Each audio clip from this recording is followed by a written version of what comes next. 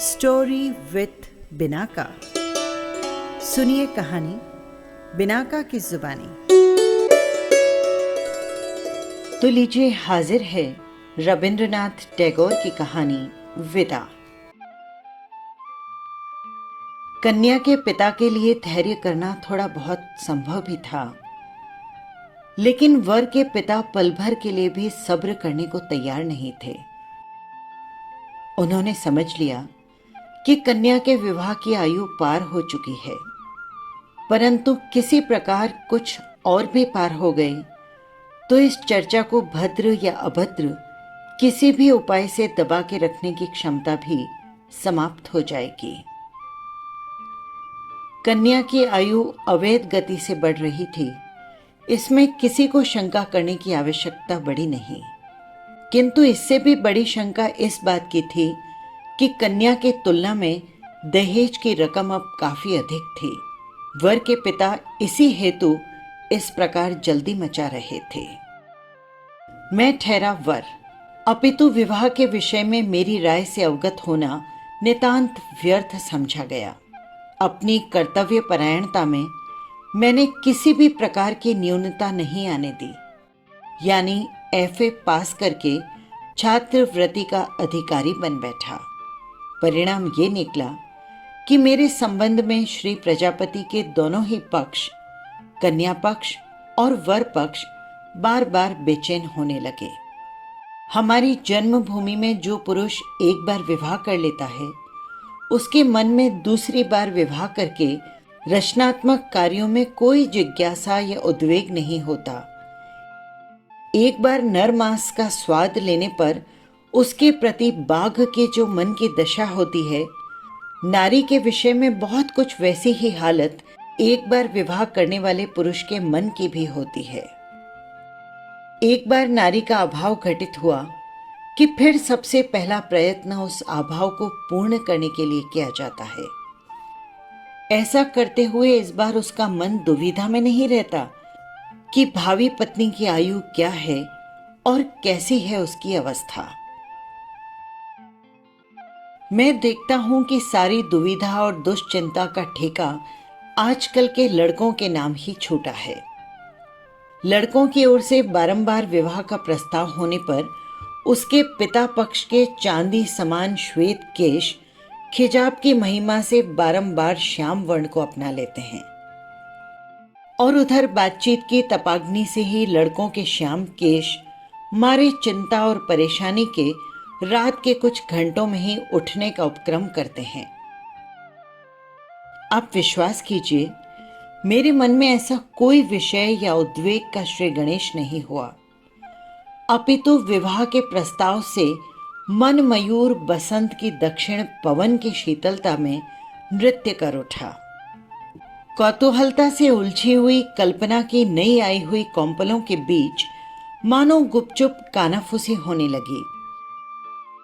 जिसके साथ विवाह हुआ था उसका वास्तविक नाम नहीं बताऊंगा, क्योंकि आज के ब्रह्मांड में पुरातत्व वेत्ताओं में उसके ऐतिहासिक नाम के विषय में विशेष विवाद होने की शंका नहीं है।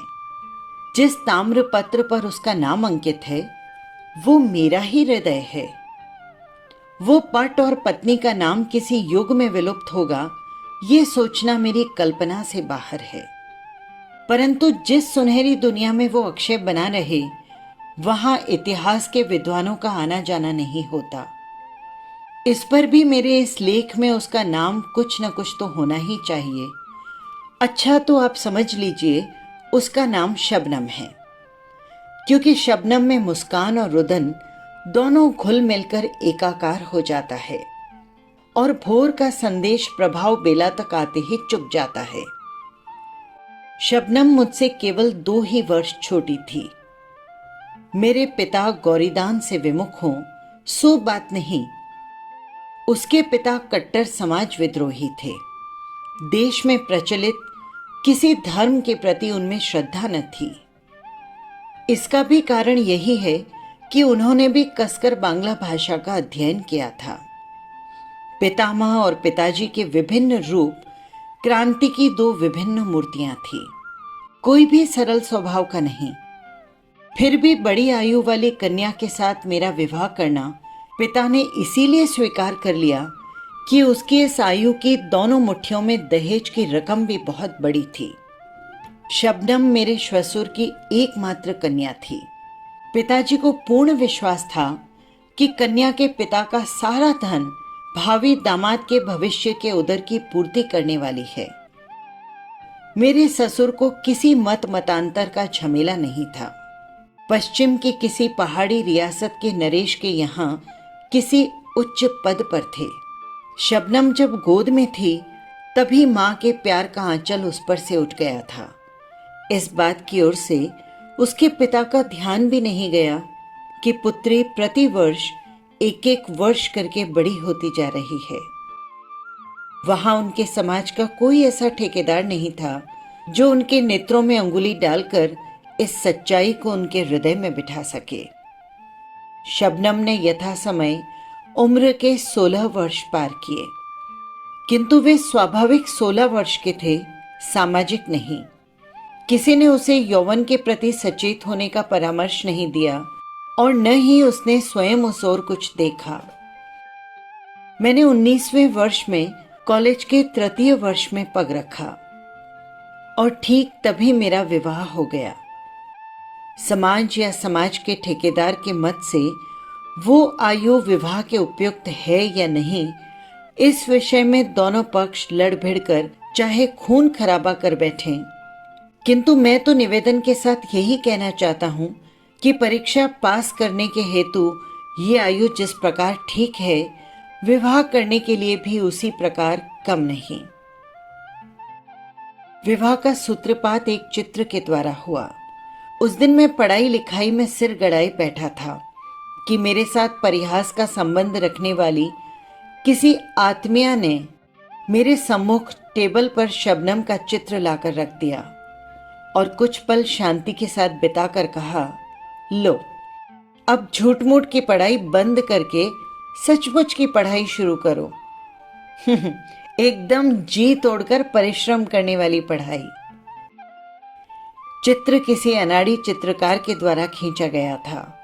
कन्या की मां नहीं थी, अतः उस दीर्घ श्याम केशों को बांध संवार कर जूड़े में जरी गूंथ कर कलकत्ते के प्रसिद्ध शाह या मालिक कंपनी की भद्दी तंग जैकेट पहनाकर दूसरे पक्ष के नेत्रों में धूल झोंकने का बरबस प्रयत्न नहीं किया गया था।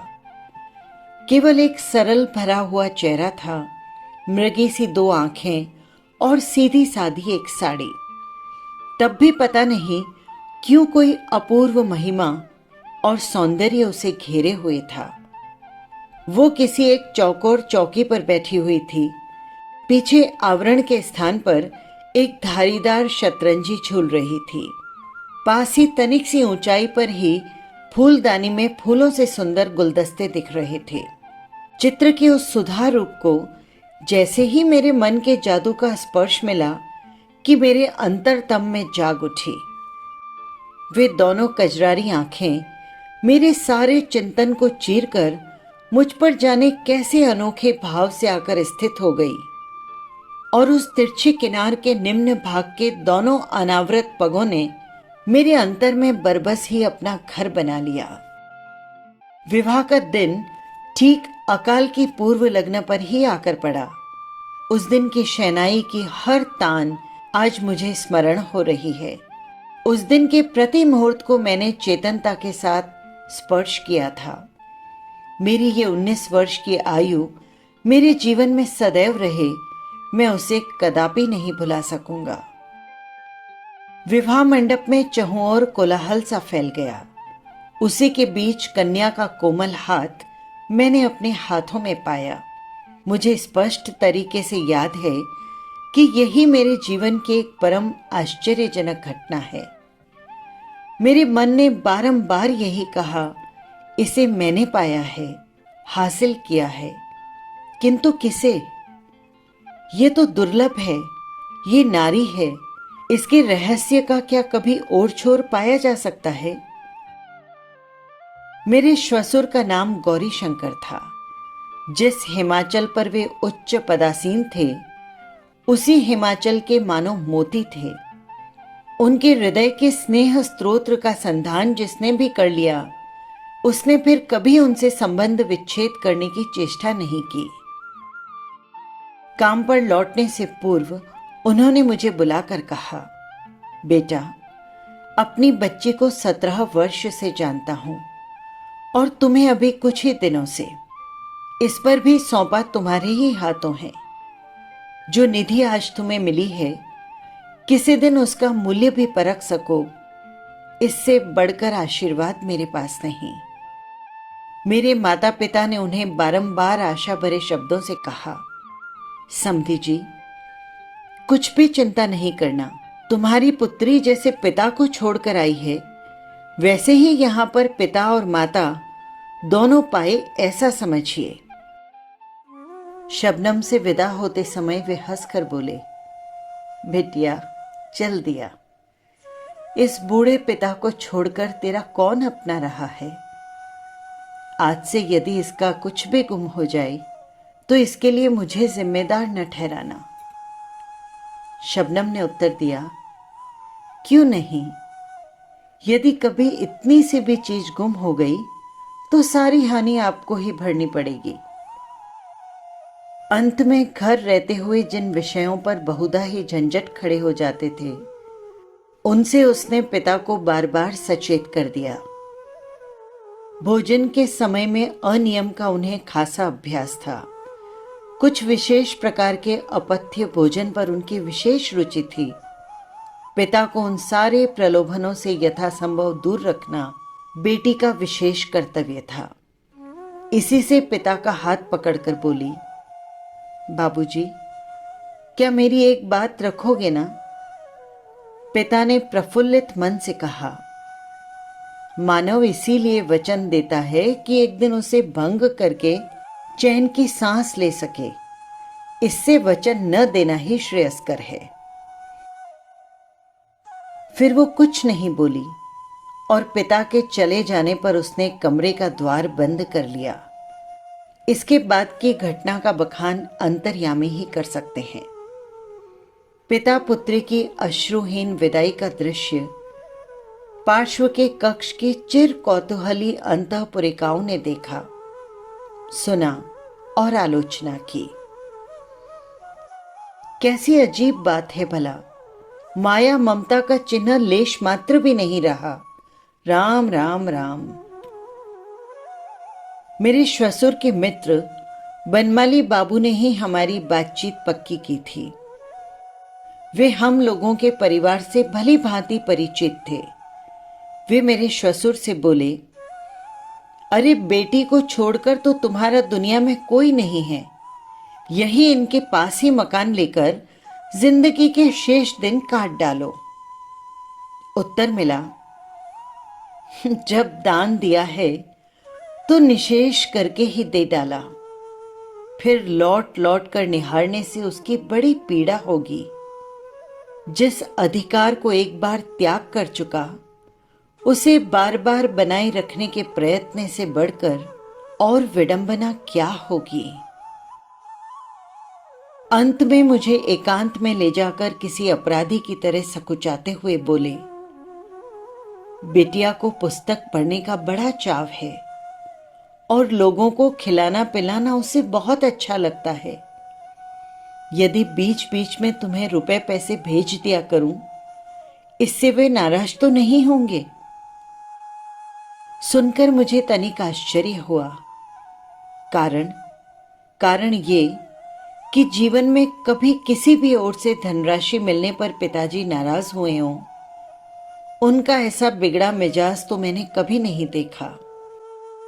जो हो, मेरे श्वसुर मानो घूंस दे रहे हों, कुछ ऐसे ही भाव से मेरे हाथ में 100 रुपए का नोट थमाकर वे वहां से चटपट चल दिए।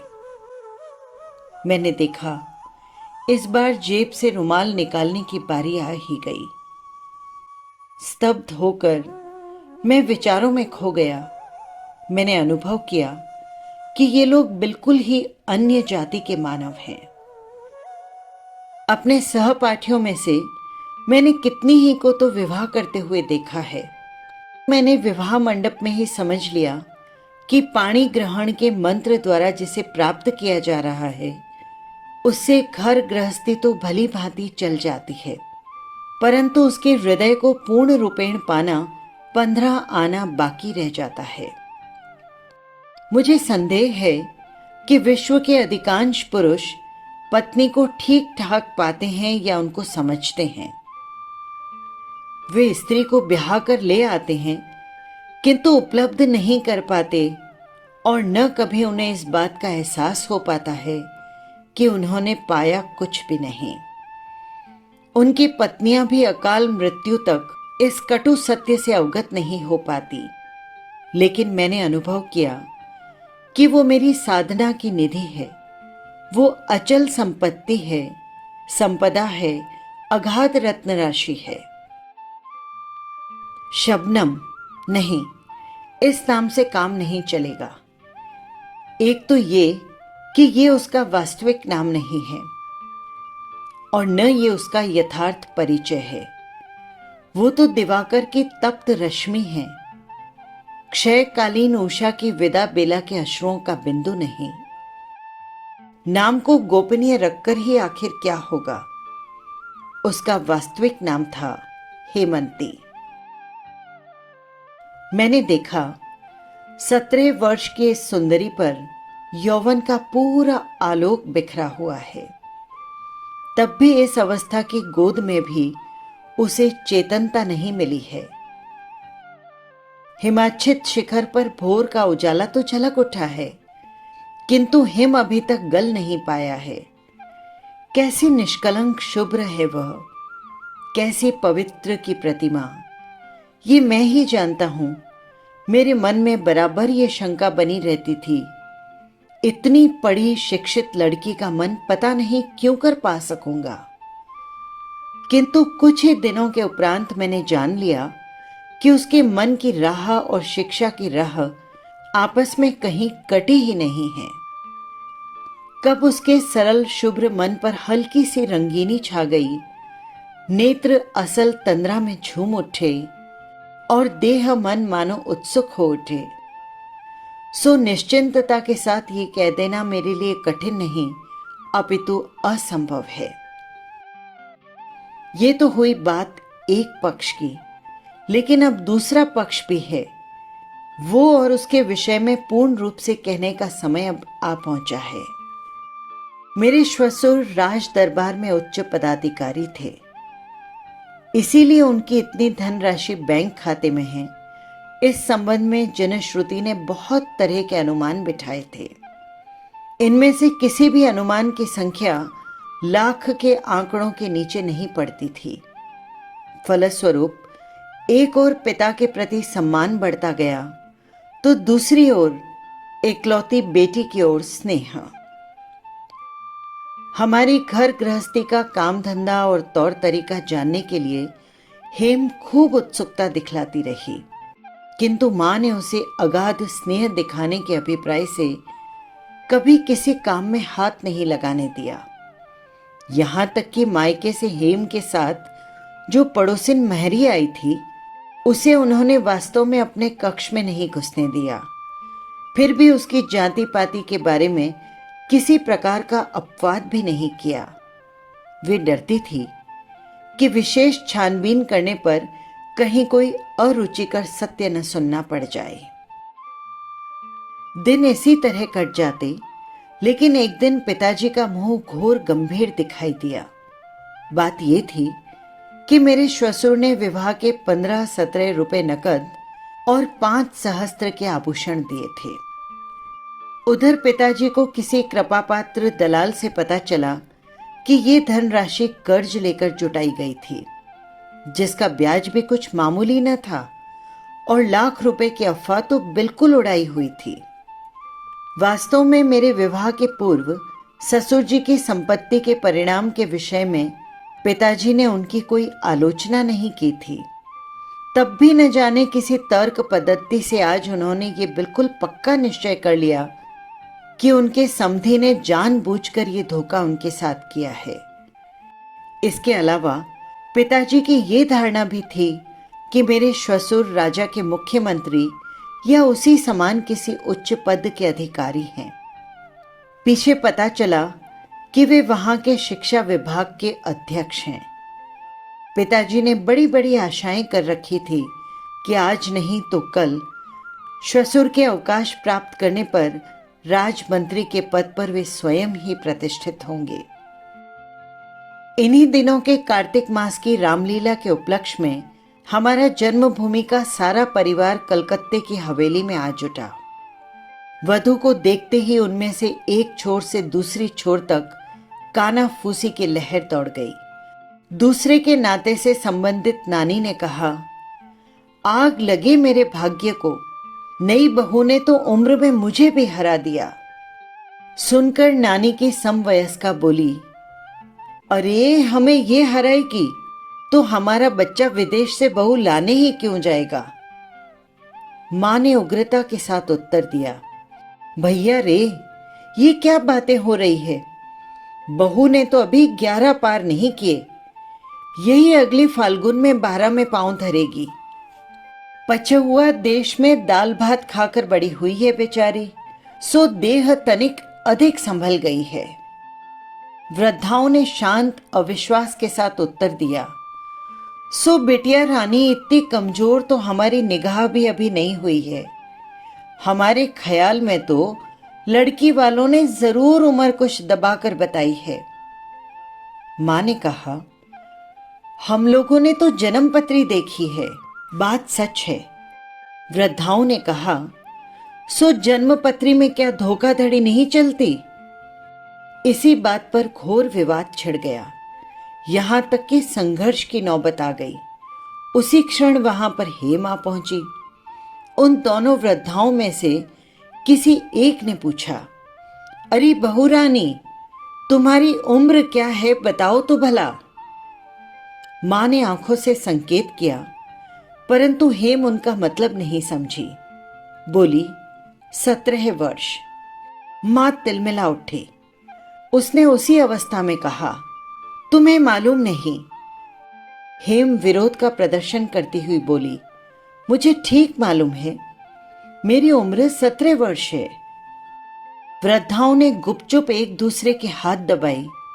बहू की मूर्खता पर खिंचकर मां बोली, तुम्हें तो सब कुछ मालूम है, लेकिन तुम्हारे पिताजी ने हमसे खुद कहा है कि तुम्हारी उम्र 11 वर्ष है। सुनकर हेम चौंक उठी। बोली, बाबूजी ने? नहीं, कभी नहीं। मां ने कहा, तुमने तो चकित कर दिया। समधी जी स्वयं मेरे सामने कहकर गए थे और बेटिया कहती है कभी नहीं। ये कहकर मां ने फिर आंख से संकेत किया। अब की बार हेम समझ गई, लेकिन उसने कंठ को और भी मजबूत करके कहा, बाबूजी ऐसी बात कभी नहीं कर सकते। मां ने स्वर धीमा करके कहा, तू क्या मुझे झूठा ठहराना चाहती है? हेम ने फिर से दोहराया, बाबूजी कभी झूठ नहीं बोलते। इसके बाद मां जितना भी अपवाद फैलाने लगी, उतनी ही कालिमा फैलकर सबको एकाकार लीपने पोतने लगी। इतना ही नहीं, मां ने नाराज होकर पिता के सम्मुख अपनी बहू की मूढ़ता और जिद्दीपन की शिकायत रखी। पिताजी ने उसी क्षण हेम को बुलाकर धमकाते हुए कहा, इतनी बड़ी अविवाहित कन्या की अवस्था 17 वर्ष की थी। वो कन्या के लिए कोई बड़प्पन की बात है जो उसका ढिंढोरा पीटती फिरोगी। हमारे घर में ये सब नहीं चलेगा, कह देता हूं बहू। हाय रे भाग्य! बहू रानी के प्रति पिताजी का ये मधुर पंचम स्वर घोर षटज तक जैसे उतर आया था। हेम ने व्यथित होकर पूछा, लेकिन यदि कोई उम्र जानना चाहे तो क्या उत्तर दूं? पिताजी बोले, झूठ बोलने की आवश्यकता नहीं है, कह दिया करो कि मुझे नहीं पता, मेरी सास मां जानती है। इसके बाद झूठ किस तरह बताया जाता है, इसका सारा उपदेश सुनने के बाद हेम कुछ इस तरह से चुप हो गई कि पिताजी को ये समझना बाकी न रहा कि उसका सारा सदुपदेश बिल्कुल चिकने घड़े पर पानी की तरह पड़ा है। हेम की दुर्गति पर दुख क्या प्रकट करूं? उसके समक्ष तो मेरा मस्तक ही नत हो गया। मैंने देखा, शारदीय प्रभात के आकाश की तरह उसके नेत्रों की वो सरल उदार दृष्टि मानो किसी संशय की छाया से म्लान हो उठी। भीत मृगी की तरह मानो उसने मेरे मुख की ओर देखा और सोचा, मैं कदाचित इन्हें नहीं पहचानता। उस दिन मैं एक सुंदर जिल्द वाली अंग्रेजी कविताओं की पुस्तक क्रय करके उसके लिए लेकर आया। उसने पुस्तक को अपने सुंदर हाथों से थामा, फिर धीमे से गोद में रख दिया। एक बार भी खोलकर नहीं देखा। मैंने उसके दाएं हाथ को अपने हाथ में लेकर कहा, हेम, मुझसे नाराज न होना, मैं तो तुम्हारे सत्य के बंधन से बंधा हुआ हूं। सुनकर वो कुछ न बोली, केवल तनिक मुस्कुरा दी। सृष्टिकर्ता ने वैसी ही मुस्कान जिसे दी है, उसे और भी कुछ कहने की आवश्यकता ही कहाँ है। इधर पिताजी की आर्थिक तरक्की के कुछ दिनों बाद से ही सृष्टिकर्ता के उस अनुग्रह को चिरस्थायी रखने के स्वार्थ से हमारे यहाँ नए उत्साह से पूजा पाठ चल रहा था। आज तक कभी भी पूजा अर्चना की बहू में कभी भी बुलाहट नहीं हुई। अचानक नई वधू को पूजा का थाल सजाने का आदेश मिला।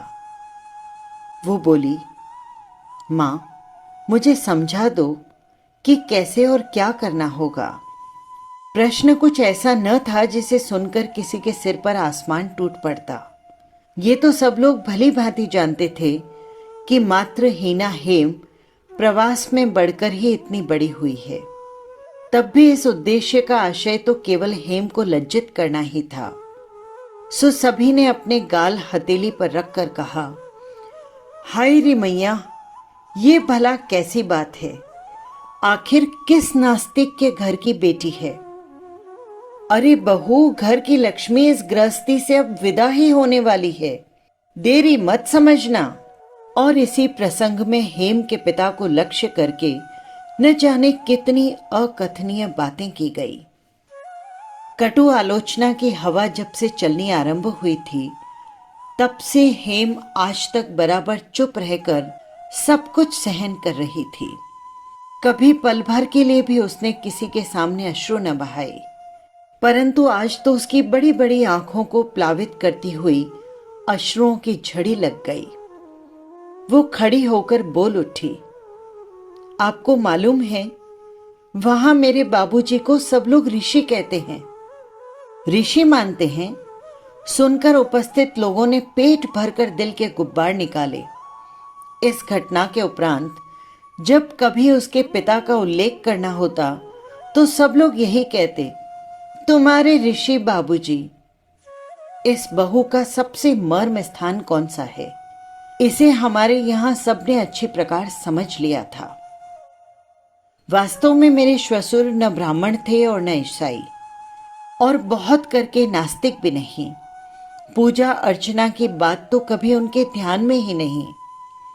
बेटी को उन्होंने अवश्य ही शिक्षित बनाने का प्रयत्न किया था, कितने ही उपदेश भी दिए थे, किंतु सृष्टिकर्ता के संबंध में कोई उपदेश नहीं दिया। इस बारे में पूछने पर उन्होंने इतना ही कहा, जिस विषय में मैं स्वयं नहीं जानता उसे सिखलाना केवल कपट ही होगा। ससुराल में हेम की एक सचमुच की भक्तिन थी, मेरी छोटी भगिनी नारायणी। वो अपनी भाभी को बहुत स्नेह करती थी। उसके लिए उस बेचारी को काफी प्रताड़ना सहनी पड़ती। घर में हेम के अपमान की कहानी मुझे उसी से सुनने को मिलती थी। हेम के मुंह से मुझे कभी किसी भी दिन कुछ सुनने को नहीं मिला। लज्जा का आवरण उसके अपने लिए नहीं था, अपितु मेरे लिए ही था। बाबूजी के पास से वो जो पाती मुझे पढ़ने के लिए दे देती, ये पत्र छोटे होने पर भी रस से भरपूर होते थे। वो स्वयं भी उनको जब भी कभी पत्र लिखती तो मुझे अवश्य दिखा देती। बाबूजी के साथ उसका जो नाता था, उसमें अपने साथ मुझे भी बराबर का भागी बनाए बिना उसका दाम्पत्य जो पूर्ण नहीं हो पाता। उसके इन पन्नों में ससुराल के संबंध में किसी प्रकार की शिकायत का आभास मात्र भी नहीं। यदि होता, भावी आशंका की संभावना थी। कारण नारायणी से मैंने सुन लिया था कि जांच के लिए बीच में उसके पत्र गोपनीय रीति से खोल लिए जाते हैं। इन पत्रों में उसका कोई भी दोष सिद्ध न होने से ऊपर वालों का मन शांत हो, सो बात नहीं, बल्कि आशा टूटने का दुख ही संभवतः उन्हें ज्यादा टीसा करता था। इसीलिए उन्होंने चिढ़कर कहना शुरू कर दिया कि आखिर इतनी जल्दी जल्दी पत्र डालने की भला कौन सी जरूरत है। मानो बाबा ही सब कुछ हो, हम लोग क्या कुछ भी नहीं। और इसी प्रकार की अनेक अरुचिकर बातों का तांता शुरू हो गया। मैंने क्षुब्ध होकर हेम से कहा, हेम, तुम बाबूजी को पत्र लिखती हो, वो किसी और को न देकर मुझे ही दे दिया करो। कॉलेज जाते समय राह में छोड़ दिया करूंगा। चकित होकर हेम ने पूछा, क्यों? मैंने संकोचवश कोई उत्तर नहीं दिया, किंतु हवेली में सबने कहना आरंभ कर दिया कि अब लड़के के सिर चढ़ना शुरू हुआ है। बीए की उपाधि अब ताक पर धरी रहेगी। आखिर उस बेचारे का भला दोष ही क्या है? सो तो है ही, दोष किसी का है तो वो बेचारी हेम का। उसकी उम्र 17 वर्ष की है, ये उसका पहला दोष है। सृष्टिकर्ता का विधान ही ऐसा है, ये भी हेम का दूसरा दोष है। इसीलिए तो मेरे हृदय के अणु अणु में समस्त आकाश इस तरह की बांसुरी की तान साधे है। बीए की उपाधि को निर्विकार भाव से मैं चूल्हे में फूंक सकता था, किंतु हेम के कल्याण के लिए मैंने प्रण किया कि मैं अवश्य उत्तीर्ण होऊंगा, और वो भी अच्छे अंकों से। 2 कारणों से मुझे अपना प्रण पूरा कर पाने का भरोसा था। एक तो हेम के अगाध स्नेह में ऐसा आकाशव्यापी विस्तार था कि वो मन को संकीर्ण आसक्ति में फंसाकर नहीं रखती। उस स्नेह के आसपास कोई खूब ही स्वास्थ्यवर्धक वायु बहा करती थी। दूसरे, परीक्षा की पुस्तकें कुछ ऐसी थी जिन्हें हेम के साथ साथ पढ़ना असंभव न था। सो मैं कमर कसकर परीक्षा पास करने के उद्योग में जुट गया। एक दिन रविवार की दोपहरिया में बाहर कमरे में बैठा हुआ मैं मार्टिन की आचार शास्त्र वाली पुस्तक की खास खास पंक्तियों के मध्य के पद को चीरते हुए लाल पेंसिल का हल चलाए जा रहा था कि अचानक मेरे सामने की ओर मेरी दृष्टि जा पहुंची। कमरे के सामने आंगन के उत्तर की ओर अंतःपुर को जाने के लिए एक जीना था।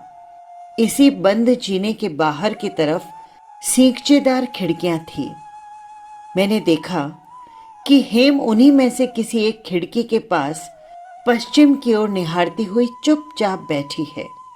उस ओर मल्लिक की बगिया है, जिसमें कचनार का पेड़ गुलाबी पुष्पों के भार को संभाले हुए खड़ा है। इस भाषाहीन गहरी वेदना के रूप को आज तक इतने सुस्पष्ट भाव से मैंने नहीं देखा था। खास कुछ भी नहीं, अपने कमरे में से किंचित पीछे की ओर दीवार के सहारे टिके उसके सिर के भंगी भाव मैं भली भांति देख पा रहा था। मेरा अपना जीवन इस तरह लबालब भर गया था कि किसी प्रकार की भी कोई शून्यता मैंने आज तक नहीं देखी थी। आज अकस्मात मैंने अपने बिल्कुल ही पार्श्व में किसी बहुत निराशा का घना गड्ढा देखा था। इस तलहीन गर्त को मैं क्यों कर और कैसे पूरा कर सकूंगा? मुझे तो जीवन में कुछ भी छोड़ना नहीं पड़ा, न घर, न द्वार, न आज तक किसी प्रकार का अभ्यास ही। लेकिन हेम को तो सभी कुछ छोड़कर और दूर चलकर मेरे पास आना पड़ा है। इसका परिणाम कितना अधिक है, सो मैंने भली भांति सोचा भी नहीं। हमारे घर में अपमान के कांटों की सेज पर वो बैठी है। उसको हमने आपस में विभक्त कर लिया है। उस वेदना के आसव को हम दोनों ने एक साथ ही पिया था, इसीलिए हम दोनों एक दूसरे के निकट थे। परंतु हिमाचल में पली हुई ये गिरी नंदिनी 17 वर्ष की लंबी उम्र तक अपने बाह्य और अंतः जीवन में कैसी विशाल युक्ति के मध्य में पली थी, कैसे कठोर सत्य और उदार आलोक में उसकी छवि और प्रकृति एक प्रकार स्वच्छ और सबल हो चुकी है। उस सारे वैभव से आज हेम का नाता किस प्रकार निष्ठुरता के साथ तोड़ दिया गया है, इस बात का आज से पूर्व मैंने कभी अनुभव नहीं किया था। कारण ये कि उस स्थान पर हेम के साथ मेरा आसन बराबरी का न था। वो तो अंदर ही अंदर पल पल तिल तिल करके मृत प्राय सी होती जा रही थी। उसे मैं सब दे सकता था, किंतु मुक्ति नहीं। मुक्ति मेरे अपने अंतर में ही कहाँ है। इसी हेतु कलकत्ता के इस संकरी गली में खिड़की के सींचों के भीतर से मूक आकाश के साथ उसके मूक मन की बातचीत हुआ करती। किसी दिन रात को उठकर मैंने देखा वो बिछौने पर नहीं है। हाथों पर सिर को थामकर तारों से भरपूर आकाश की ओर मुंह उठाए वो छत पर लेटी है। मार्टिन का चरित्र का बखान वहां पड़ा रह गया। मैं सोचने लगा कि मेरा कर्तव्य क्या है। बाल्यकाल से ही पिताजी के साथ मेरे संबंध में मेरी संकोच की सीमा न थी। समक्ष होकर कभी उनसे किसी वस्तु के लिए प्रार्थना करना न तो मेरी आदत थी और न साहस ही था। किंतु आज मुझसे रहा न गया। लाज और संकोच को ताक पर धरकर मैं उनसे कह बैठा, बाबूजी, उसकी तबीयत आजकल कुछ अच्छी नहीं है, सो एक बार उसे अपने बाबूजी के यहां पर भेज देना ही अच्छा होगा। सुनकर पिताजी चकित रह गए। उनके मन में इस बात का तनिक भी संदेह न रहा कि हेम ने ही मुझ में इस अभूतपूर्व साहस का बीजारोपण किया है और अच्छी प्रकार से सिखा पढ़ाकर यहां भेजा है। वे तत्काल ही उठकर अंतःपुर में गए और हेम से पूछा, बहू, तुम्हें क्या नई बीमारी है, बताना तो भला। हेम ने सिर झुकाकर उत्तर दिया, कहां, बीमारी तो कुछ भी नहीं है। पिता ने सोचा उत्तर तेज दिखाने के लिए है, किंतु हेम जो प्रतिदिन सूखती जा रही थी सो नित्य प्रति देखते रहने के कारण हम लोग समझ नहीं पाते थे। एक दिन बनमाली बाबू ने उसे देखा तो चौंक पड़े। वे बोले, ये क्या, तेरा मुख ऐसा कैसे हो गया है हेम, बीमार तो नहीं हो? हेम ने कहा, नहीं। परंतु इस घटना के 10 दिन बाद ही अकस्मात मेरे श्वसुर आ पहुंचे।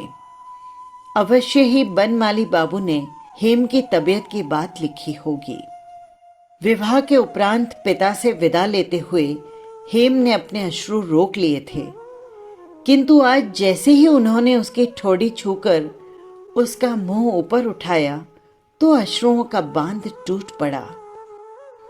उसकी भीगी पलकों ने सब कुछ बता दिया। वो बाबूजी को मुख से आधी बात भी नहीं कह सकी। वे इतना भी न पूछ पाए कि तू कैसी है। बेटी की क्षीण गति, म्लान मुख और पलकों को देखते ही उनकी छाती टूक टूक हो गई। हेम बाबूजी का हाथ पकड़कर उन्हें शयन कक्ष में ले गई। कितनी बातें तो पूछने की है। बाबूजी की तबीयत भी तो ठीक नहीं दिखाई देती। हेम बाबूजी के साथ मायके जाने के लिए उद्यत हो गई। बनमाली बाबू ने भी समधीजे से इस बात का संकेत किया था, लेकिन अंततः बात पिताजी की हो रही है और उसके आगे हेम की आकांक्षा कुचल दी गई। बाप बेटी को विदा करने की बेला एक बार फिर आ पहुंची।